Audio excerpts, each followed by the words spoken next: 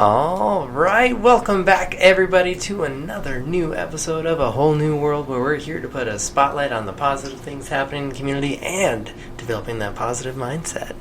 So, as always, it is time for everybody's favorite part of the week, the dad joke of the week. Crowd goes wild. So here it is. Drum roll, please. Why are teddy bears never hungry?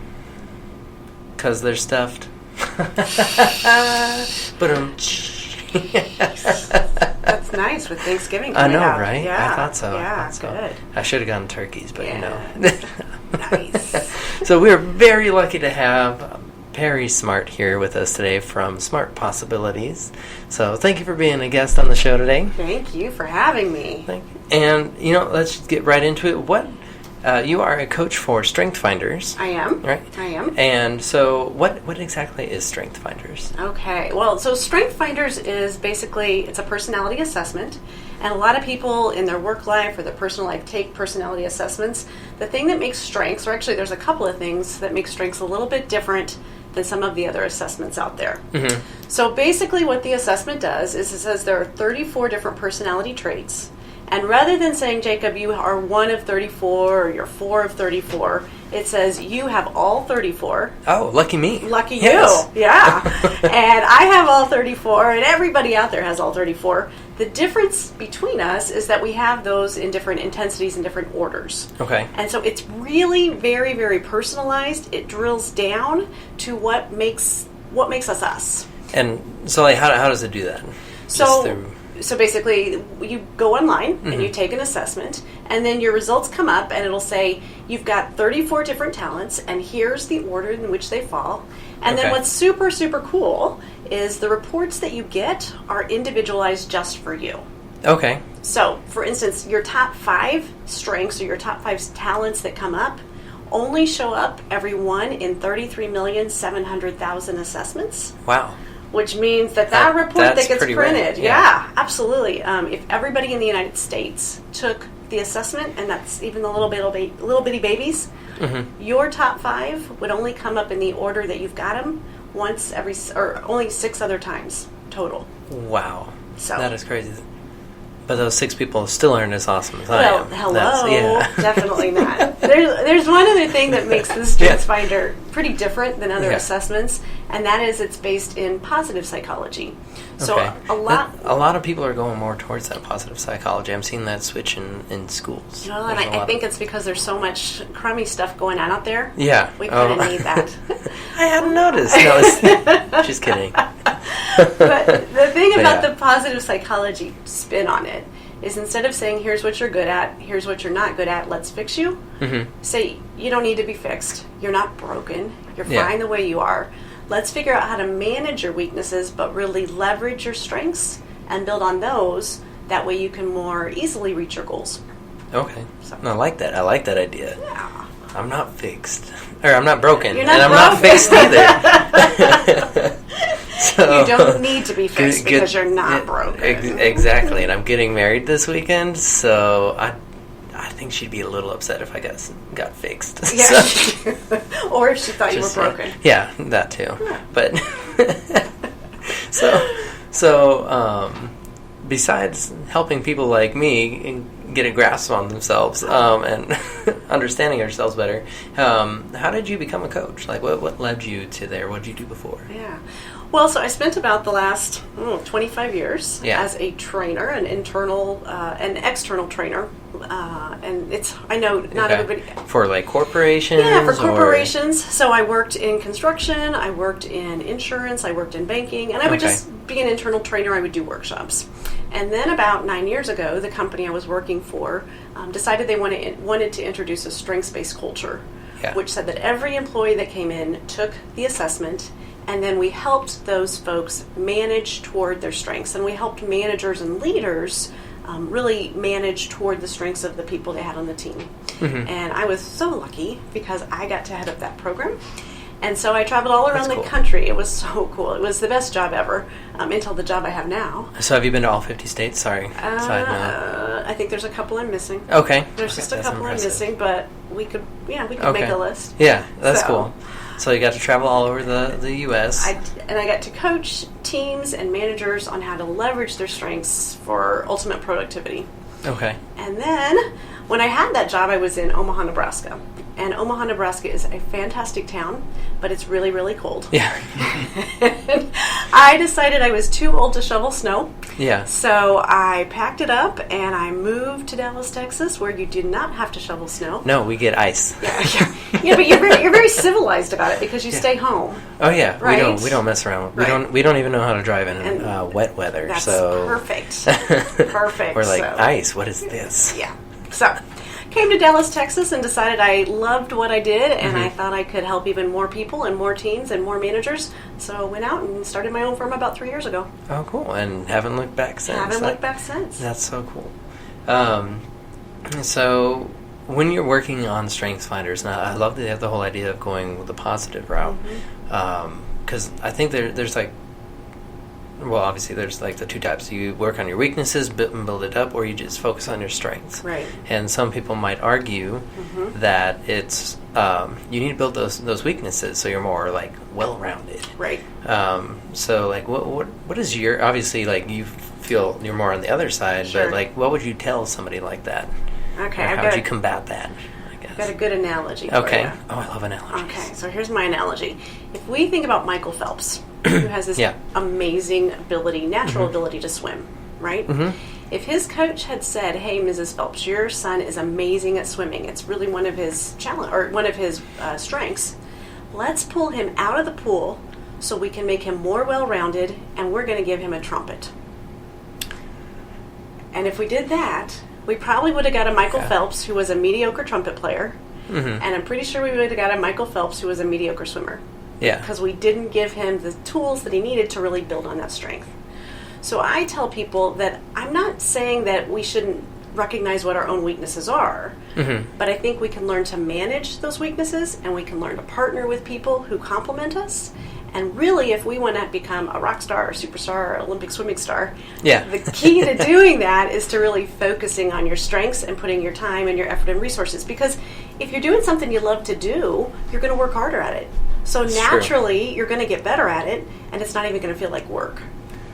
So if I say, "Hey, Jacob, let's talk about something you're terrible at and focus on that for the next year," you're going to be like, that's a rough year. Exactly. That's a real rough year.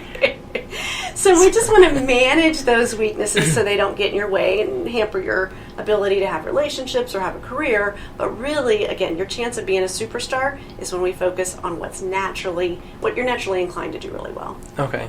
No, I like that.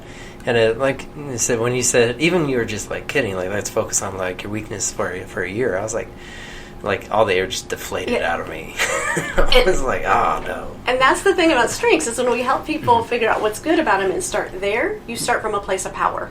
Yeah. Right? Rather than a place of what you said kind of being deflated. Yeah. So in regards to those weaknesses though, what do you think is like what would you recommend somebody like approaching? Like, should they even work on them a little bit, or just like focus on just like their top? There's the 5 strengths that you get. You can get all of them. Absolutely, right? Yeah. But just so, what would your recommendation be? Just totally neglect them, like, oh well, and just. I guess this would be the question: is it keeping you from reaching your goals? Right? So if if a weakness is keeping you from reaching your goals, then what I always recommend with my clients is not so much that we focus on the weakness, but we figure out what the goal is, and then we use your strengths to accommodate that. Okay. So it's a different way of doing things. So it's finding another way around the obstacle. Exactly. And I had a manager once who said, "Pari, I've got a teammate or a team member, and she is not competitive. You need to make her competitive." And Okay. I said, "Well, why?" And then the leader said, "Well, I'm competitive, and that's an amazing, awesome strength to have, so she should be competitive." And I said, "Well, what is not being competitive keeping her from doing?" And the manager kind of stopped and said, "Well, nothing." And I said, "Then why does she have to be competitive?" Yeah. Because she's selling, she's doing her job, she's just doing it in a different way than maybe that manager would be inclined to think was the right way. So I never want people to go out and say, well, Pari said I didn't have to do part of my job, or Pari said that I didn't need to understand my weaknesses. Yeah. It's just that that's really not going to get you very far in life. Yeah. It makes a lot more sense to figure out what are your obstacles you're not reaching, and then let's come up with a strengths-based strategy to approach them.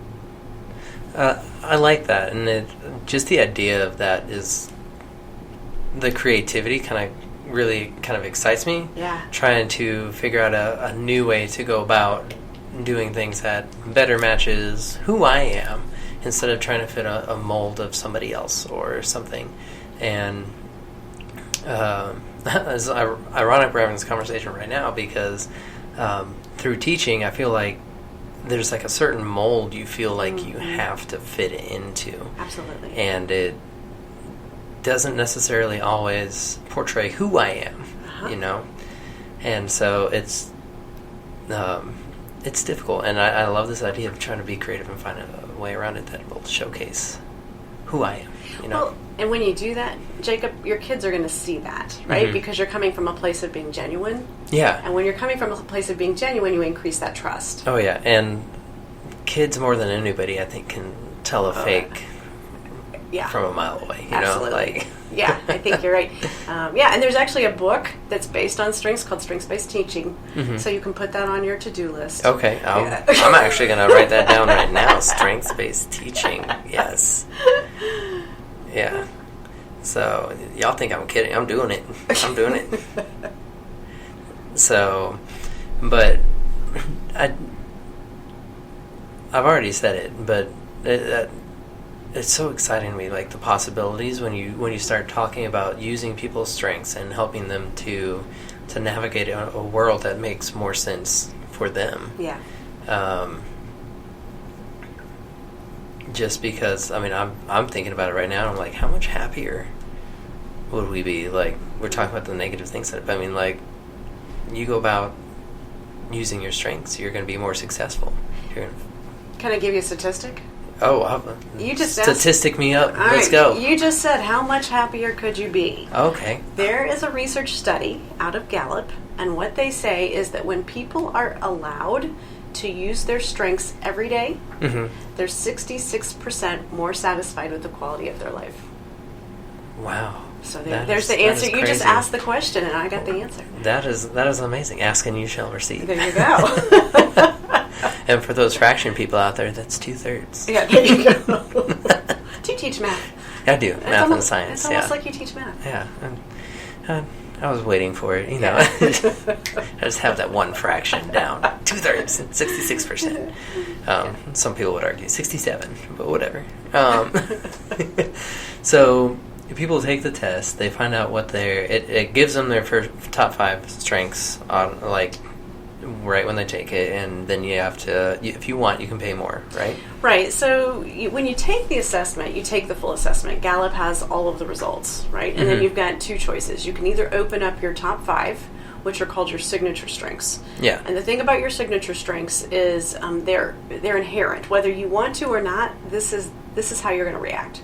So are you right-handed or left-handed? I am right-handed myself. Right-handed. So yes. I tell people, just whatever your top 5 are, it's the same as your dominant hand. And if you think, well, I don't want to be this, well, too bad. You're still right-handed, right? And so the idea is when you're really, really relaxed and you're not thinking about it, or you're super stressed out and you're not thinking about it, okay, those top 5 speak to how you're going to react.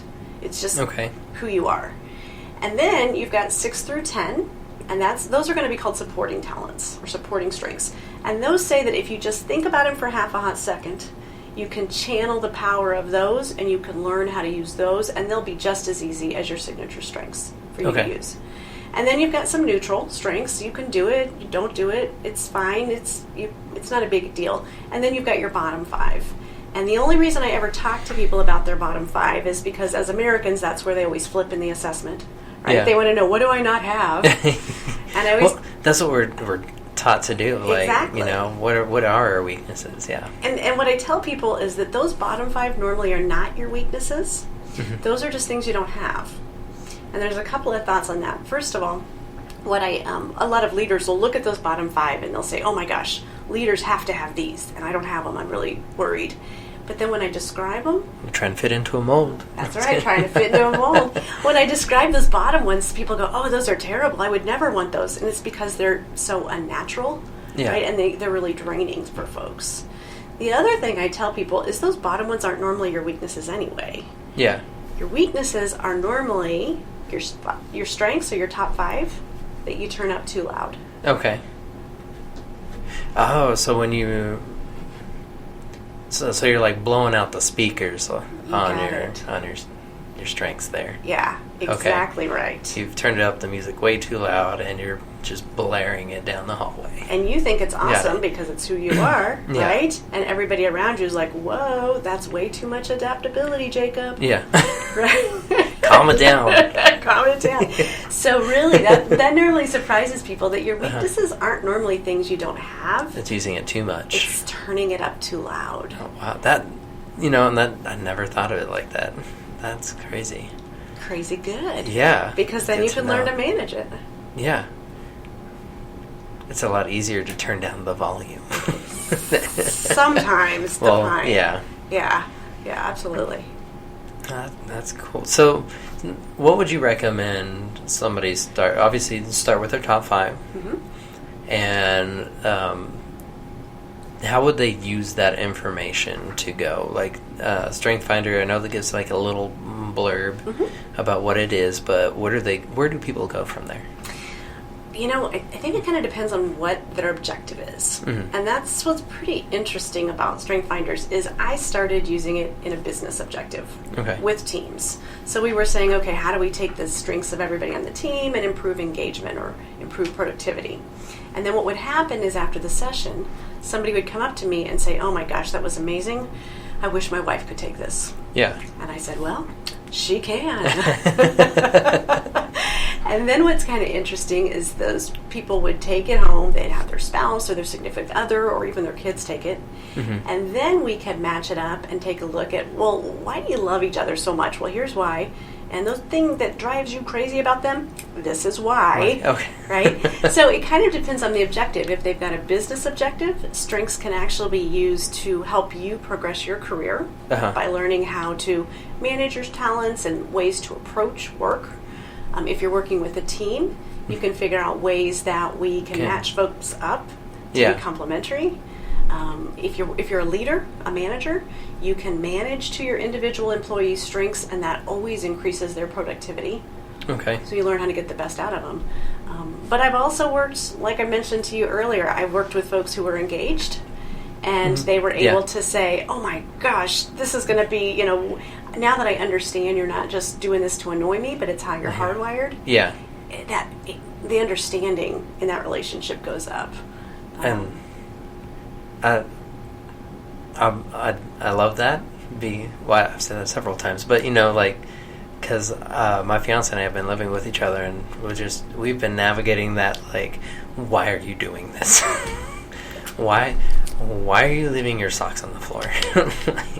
And that's exactly what it is. When people understand the motivation, you have a lot more patience. Right? So it's not that she's leaving her socks on the floor because she... Well, that was just a random example. I'm the one that leaves my clothes and stuff on the floor. Well played. I'm going to say, I wasn't giving an example of her. She is perfect. So if she's listening, I love you. Good play. She's perfect for me. How about that?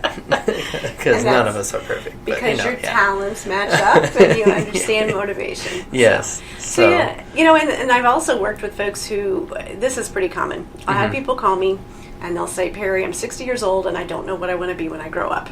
Yeah. But it's not what I've been doing for the last 40 years.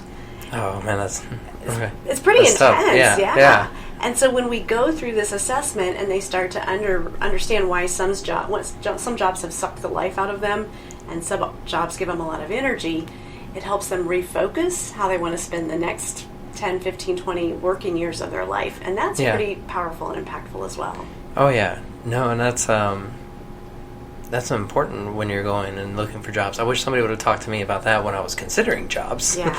I almost feel like somebody take the strength finders test and then let's go through this. It should be a cool course. I agree. Yeah. Maybe a math course. We could work that into a math class. Statistically, these are the jobs that would make you the happiest. Exactly. 2/3 of these jobs.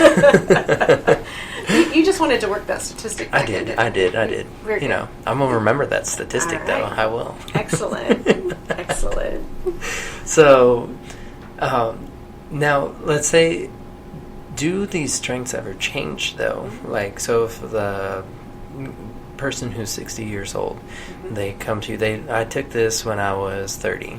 Would it still be the same strengths that they have 30 years later? Yeah, that's a great question. I get that in almost every workshop I do. And what I explain to people is that the research would suggest that while the strengths might go up or down a little bit on the in the numerical order, you're not going to see big jumps. Because when you're 30, you're right-handed. When you're 60, you're still right-handed. That's true. Yeah. Right? Okay. Now, the environment you're working in may call different strengths or different talents to rise up, and you might be practicing them more or using them more. So you might see something go from 6 to 4, or maybe something that was 5 is dropped down to 7. But normally speaking, you would not see major variance if they took it more than once. Yeah. There are 2 times when Gallup has validated that there would be differences. And those times, they're not particularly happy times, but if somebody has been a victim of violent crime, that can change the personality dramatically. And then also folks that are suffering from PTSD. Okay. Those, so pretty much like traumatic experiences. Exactly. So traumatic experiences can change your personality, but what they say is that you're going to grow and you're going to learn and you're going to become more mature and hopefully manage your personality better. But those inherent... I'm still working on the managing. You still got a few years. You got a few years. Yeah. But as far as, changing who you are, the makeup of how you think, and that probably isn't going to change a whole lot. Yeah. So, okay. Well, that's good to know. Yeah. Who I am is going to be who I am in 30 years, but just well-managed, better managed. To be just as awesome as you are now, just maybe better managed. Yes. I can only hope. Yeah. And your fiance hopes as well. Oh, yeah, she does. Yeah. She's like, she looks at me sometimes, she's like, well, just why? Yeah. Well, what you need to do is pull out your Strength Finders assessment and say, this is why. See these top 5? Yeah. Look how amazing I am. Exactly. Put it right on the refrigerator. You're welcome. Yeah. It's my report card. Nice. So,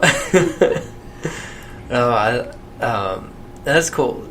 And I'm bringing it back to the relationship side of it, because I feel like we talked a lot about how it could be used in the workplace, and but relationship-wise, it sounds like it's almost a more in-depth of the 5 love languages, kind of like where you want to understand kind of where they are coming from, so that you can better understand who they are, and then you know how to kind of like maybe word things a little bit better in some instances. Yeah, I think that makes sense, and certainly it's any time, whether you use the love languages or strengths or any other assessment out there, anytime you understand somebody better, you're going to have more patience, and you're going to get them, right? Oh, yeah. So I think that it's similar and yet different. I actually did a family session, which was strange, because again, it came out of, I did a group session at a bank, and the bank vice president said, hey, I'd like you to come and do me, my husband, my 3 kids, and their spouses. And she made a party of it. And we had a strengths party, and the 8 of... That's cool. It was kind of cool. Yeah. We did it in our living room. We had a grid of the whole family. Okay. But it was pretty amazing, and her name was Cindy, and she said, she goes, I've been married for 30 years, and I get so much insight tonight to even my husband, right? Okay. And why my husband does what he does, and how he looks at things that I do, and maybe why I drive him crazy sometimes. Yeah. Right. So it was a pretty interesting thing. But yeah, the love languages are great. Strengths is just another way to look and to understand why people do what they do. And it definitely sounds like it's more comprehensive, definitely. Absolutely. Like I said, the chance of anybody having your 34 in the same order and in the same intensity is 6 people, right? Well, that's just your top 5. Oh, okay, but the whole 34. 34, it's like nobody Okay. It's nil. Like, there's no chance somebody would have your 34 in the same order and intensity that you do. So that's one reason I love it, because it's so individualized. The first time I read my report, I felt like maybe I had been followed around with a camera, because it freaked me out a little bit, to tell you the truth. Yeah. And now I can hand it to people and say, this is what makes me me, and this is how I think. So it's great because it helps you put into words things that you know about yourself, you just don't know how to say. Okay. So the reports are pretty fun to read too. Yeah, I'll have to look into getting those. Yeah, I think that's a great idea. I'm definitely more curious now than I have been. Then my job here is done. Yes. So, but yeah. Any last advice or anything about using strength finders, or before we start to wrap up? No, I just think, for me, it truly changed my life. And I tell people, when I say that, I don't mean to be dramatic, but it really did, because all of a sudden, all the challenges that I had come into, professionally and personally, kind of made sense. Yeah. And I understood why I loved the jobs I did, and why I had work challenges I had. And that's why, when I finally got too cold in Omaha to shovel snow anymore, you're like, I said, I got to do this, because it truly validates who you are as a person, and it made me feel like I have a gift to bring, and everybody has a gift to bring. Right? Yeah. Nobody's broken. You just got to understand what your gifts are, so you can really leverage them. So. No, I love that, and like I'm saying that a lot this episode, but you get performance reviews, you get walkthroughs, you get whatever, and a lot of times it's, what are you doing wrong that you can fix? Exactly. And it's the negative aspect of everything. I'm really digging. Yeah, different word than love. I'm really digging this this shift into, this is what I'm good at. This is how I can use that now to navigate the workplace, to navigate relationships. This is how I can explain myself. Absolutely. And again, it doesn't mean that you just don't pay any attention to things. Like, if you get a performance review and they say this is a problem, you handle it, but you change you don't have to handle it the way everybody else handles it, right? Oh, yeah. So you shift your perspective and you say, what's a strategy that makes sense for me to make sure I meet my goals? And that's all there is to it.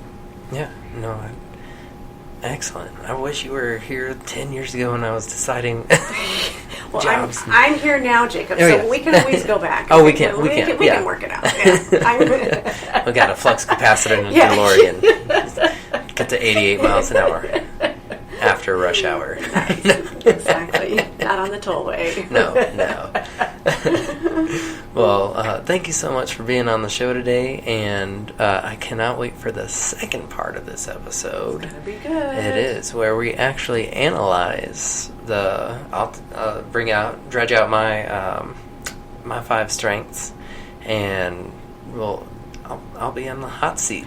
Awesome. And well, you're gonna learn how awesome you are. I am, yeah. Whoa. And out of curiosity, what are your 5 strengths? What are mine? We haven't talked about that. Yeah. You want to know now? No, let's keep them waiting. Okay, let's keep them waiting. It's let's like keep them waiting. Tune back in. So, tune back in next week, y'all, for more about strengths and how we can analyze and use them better. So, yeah. Thanks, everybody, for tuning in. And as always, if you only learn to do one thing, learn to make a difference. Y'all have a good night.